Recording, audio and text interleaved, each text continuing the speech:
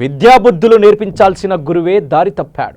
పాఠాలు బోధించాల్సిన అధ్యాపకుడు విద్యార్థినితో ప్రేమ వ్యవహారం నడపడమే కాకుండా ఏకంగా రెండో పెళ్లి చేసుకున్న సంఘటన అనంతపురం జిల్లా కదిరిలో చోటు చేసుకుంది.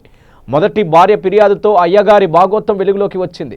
కదిరి ప్రభుత్వ డిగ్రీ కళాశాలలో ఇంగ్లీష్ లెక్చరర్ ప్రవీణ్ కుమార్ తాను పనిచేసే కళాశాల విద్యార్థిని ప్రేమించి పెళ్లి చేసుకున్నాడు.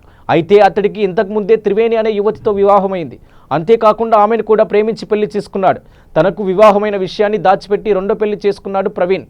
ఇక మొదటి భార్య పోలీసులకు ఫిర్యాదు చేసింది.